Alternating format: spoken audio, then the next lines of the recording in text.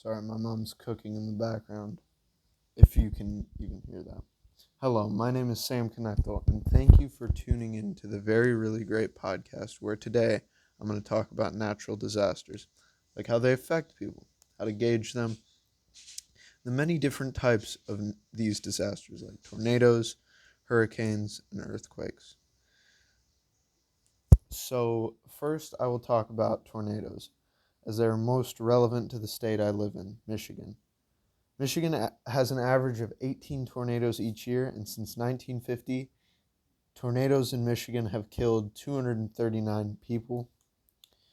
This number, the average number of tornadoes each year, is pretty small compared to other states like Texas, which averages 124 tornadoes each year, because they get a lot of like supercell thunderstorms down there. So yeah, and Kansas, which averages 89 per year. Those two statistics were from the Weather Channel, which is a very good news source for weather. Um, yeah. So Kansas and Texas are in what's called Tornado Alley, where dry, cold air masses moving south from Canada. So like here's the cold air mass, the dry cold air mass moving south from Canada, and the moist air traveling north from the Gulf of Mexico meet, and it's like in the center of the United States, like near Texas, Oklahoma. It's like on top of them, right? It has moved a bit due to like climate change, but um, yeah. Unplug. I'm just gonna unplug. So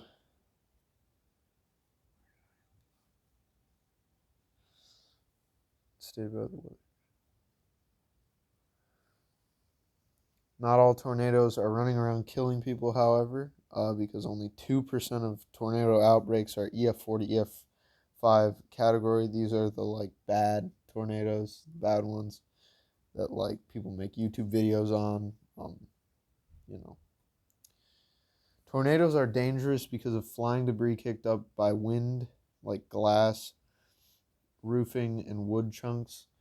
Most of this is like soft tissue damage that it causes, and tornadoes can also pick up cars. That's why like you can't drive in a tornado. You can't do that. It's kind of dumb, like because your car can get picked up by the winds, basically. Like maybe if it's an extremely weak tornado, it might not be, but it still will. I mean, you can't really drive a car in 86 mile per hour winds. Like that's the lowest, uh, like EF1, right? So yeah, um, tornadoes can be predictable, but only to some extent. Scientific research has revealed that tornadoes usually form under certain types of atmospheric conditions. So like this is what meteorology well that's basically how they predict it, like how they predict tornadoes in a very dumbed down sense. These stronger EF40, EF5 tornadoes are traumatizing to people involved, and often people are left homeless and with less resources than other categories of homeless people because they can't sleep under a bridge. They can't like do a lot of things. They don't really like, have a lot. They could drive, and that's what most people do. Most people evacuate, but then their homes get destroyed by a tornado. So yeah, that's not too good.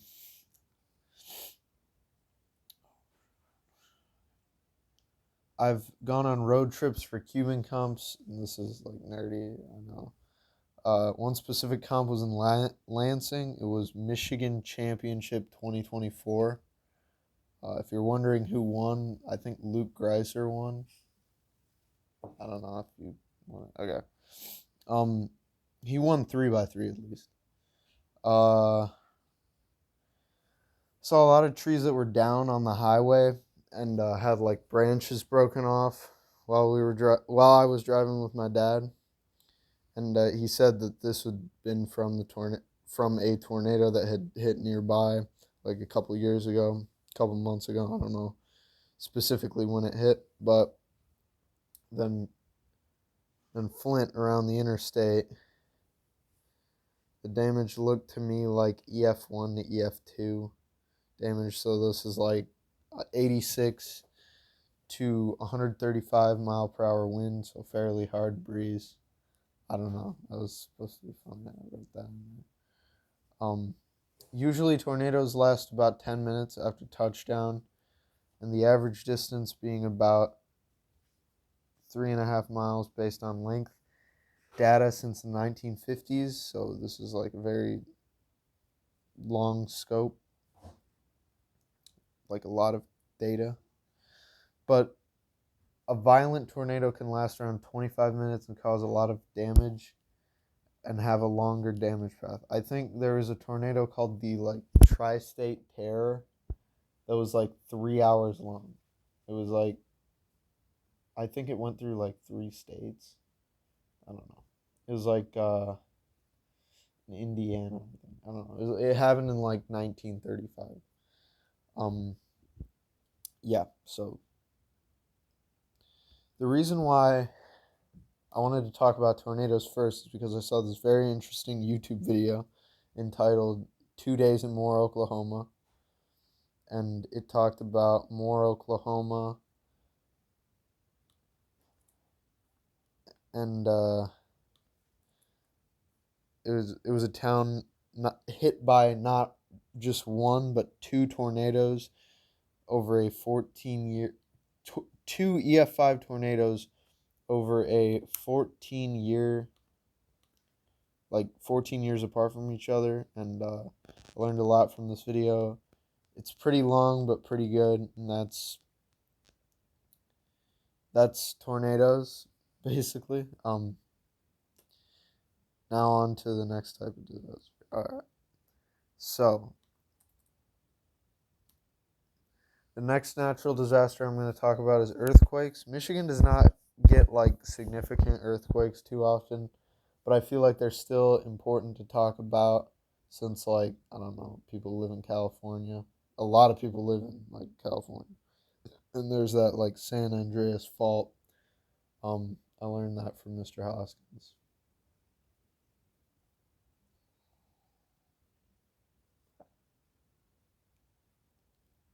All right. Um,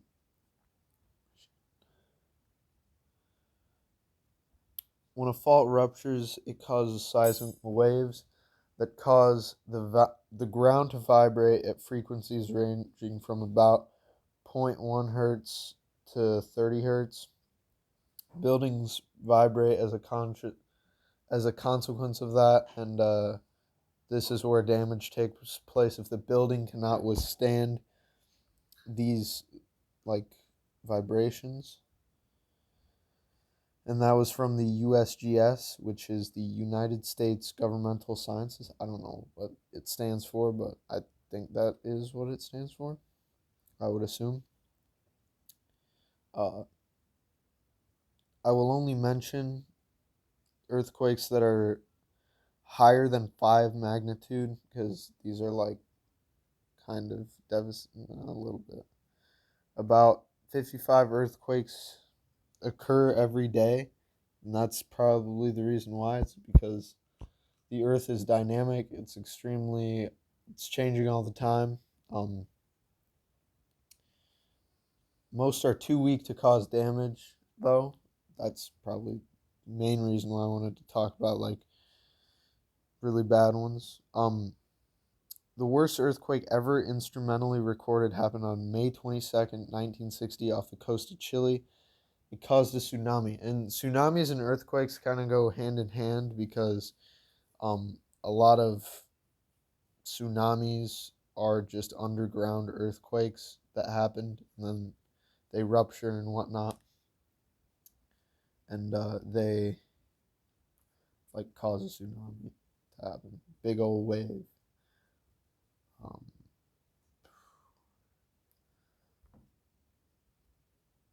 hold up. I'm sorry, I'm pausing. It caused a tsunami that was not only destructive to Chile, but across the Pacific as well, like in Japan and Hawaii, which is absolutely crazy to me. Um, it was that big of an earthquake. It was like oh,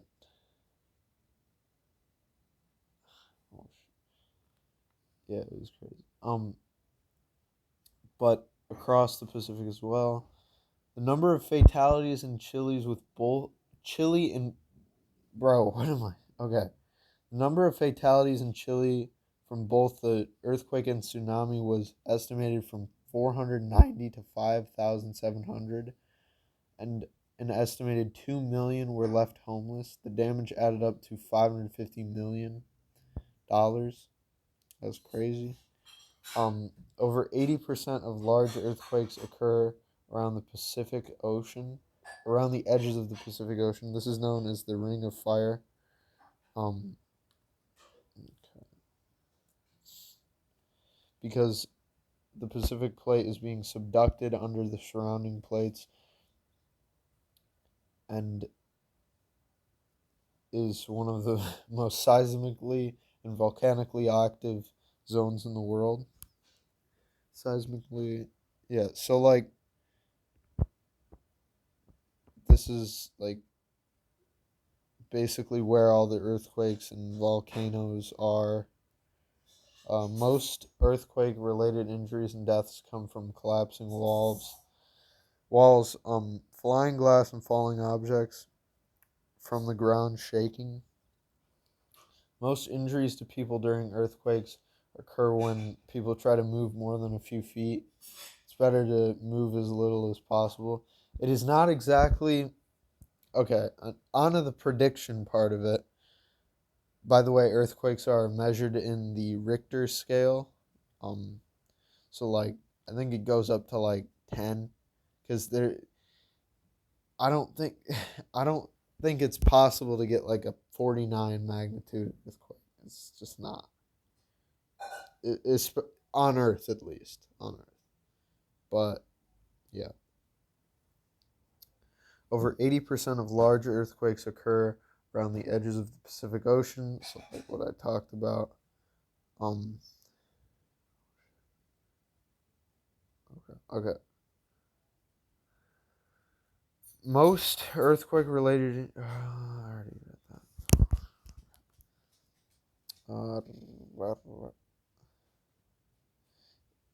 It is not currently possible to predict when and where earthquakes will occur, nor how large it will be. So, like, you could say, oh, an earthquake could happen, but it's not going to be that bad. And then it turns out being really bad. It's like an 8 on the Richter scale. Also, the Chilean earthquake that I talked about was like a 9.5, I think. Yeah, it was big, big. Um, so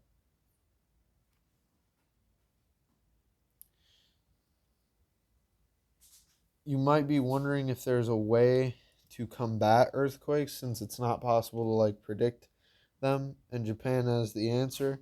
At the base of a building, there's like rubber pads and that move when the ground is shaking, but they don't move the building. Um, they act as a sort of like shock absorber, like on cars. Like if we didn't have shock absorbers on cars, the ride would be hella bumpy. But we do, thanks to whoever invented that. I don't know who did, but um,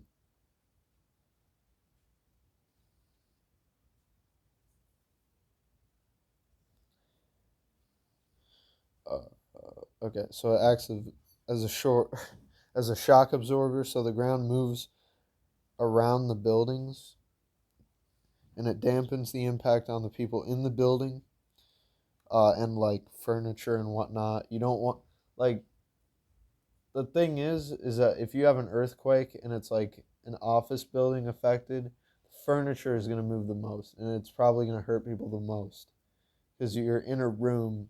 It's like taking a box, putting a Hot Wheels car in it, and then shaking it around. obviously the Hot Wheels car is gonna like flip around and whatnot. Um, and if a person was inside of there, they'd probably die because you don't want to get hit by a giant Hot Wheels car, a giant car. Okay. Um,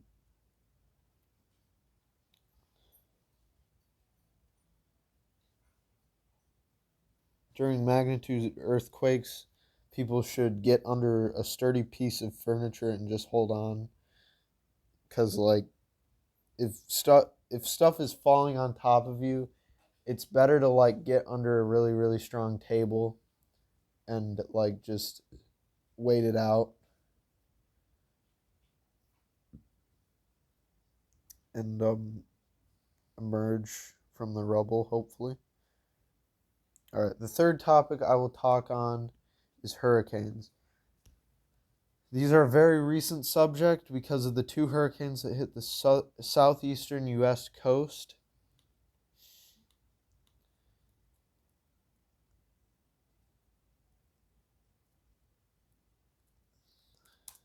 All right, an estimated $175 billion in damage. Um, so it like basically wrecked the southeastern United States, and this happened like a couple weeks ago. Damn. Hurricane Helene was a Category 4 hurricane with sustained winds of 145 miles per hour and was at its peak when it reached landfall, meaning that the intersection of the surface center of the cyclone, say that 5 times fast, reached the coastline. Wow, everybody likes seas. All right.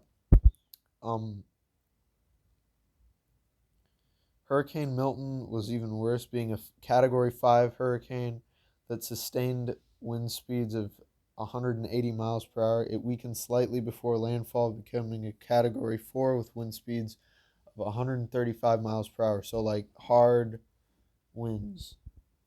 And both these hurricanes created storm surges around the coastline and, like,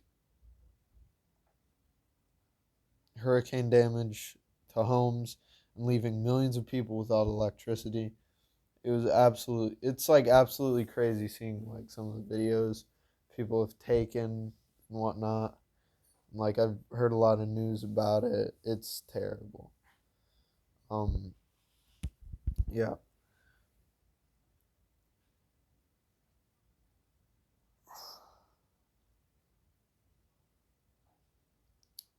Yeah. And it's like I don't know. It's bad stuff. Stronger hurricanes are becoming more common in a warmer climate. Researchers suggest that most damaging U.S. hurricanes are 3 times more frequent than 100 years ago. This is due to climate change, and I feel as though it will likely get worse if we do not stop it or like prevent climate change, right? Hurricanes form over the ocean. I mean, no. Yeah, no Sherlock needed here. They form over the ocean, often as becoming a often beginning as a tropical wave, a type of atmospheric trough that is a low pressure area that moves over moisture rich tropics, so like the Bahamas and whatnot, like really warm water that has a lot of like moisture coming up. So possibly enhancing shower and thunderstorm activity. Often hurricanes start in the Atlantic Ocean. So like yeah, the Bahamas basically. What I said. Um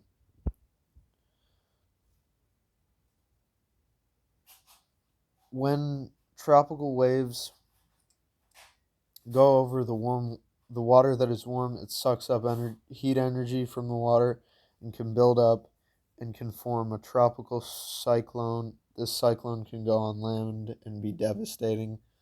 And we saw that with Hurricane Milton. When wind speeds in a tropical wave reach 74 miles per hour, it is classified as a hurricane or tropical cyclone. During a single hurricane, raging winds can churn about half as much energy as the electrical generating of the entire world. That's pretty crazy. I found that fact and I was like, what the heck? Why don't we have tornado turbines? Maybe they can help us with the energy. Maybe they can help us with global warming. I don't know.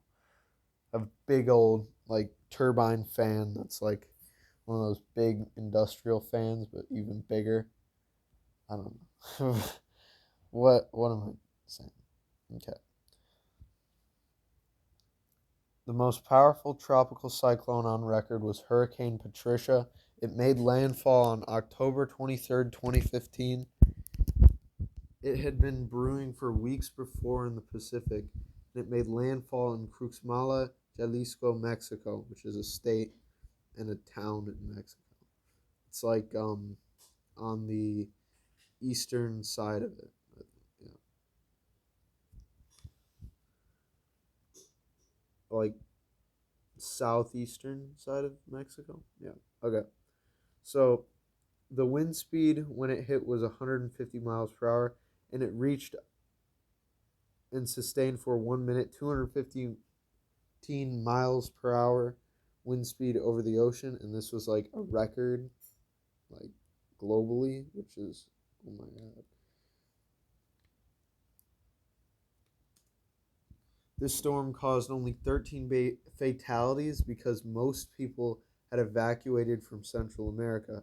It costed $484 million in damages adjusted for inflation. Patricia mostly affected Mexico, Central America, and a little bit of Texas, like southern Texas. Thankfully, it mostly hit rural land, thus lessening the number of people hurt and killed. So like farmland, basically. All these natural disasters were unavoidable. This is very eye-opening to what the earth can do, and it happens to very vulnerable people like middle class, and it just really reinforces the need for preparedness and hope. So people need to be able to evacuate quickly. A lot of the times for tornadoes, there's videos on YouTube of people evacuating as fast as possible, and the roads are just all plugged up. All of them. It's just traffic jams.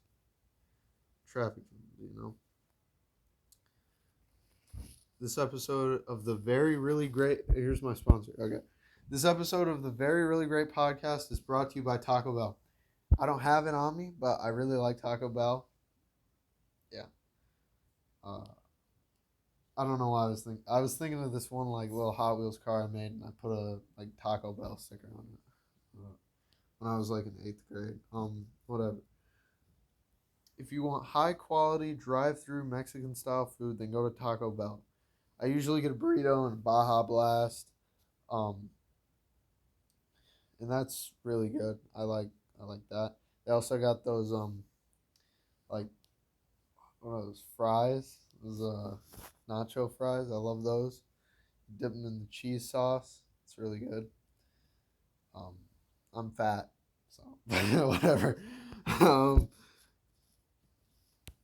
It was founded in 1962 in Downey, California by Glenn Bell. So if you didn't already know, Taco Bell is not named after the bell. It's named after its founder, which I think I saw that in a Vsauce video once, and I thought it was funny. Whatever.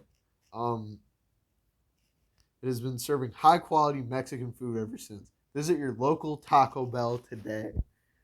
That's the end of the sponsor message, and I hope you have a great, wonderful rest of your day.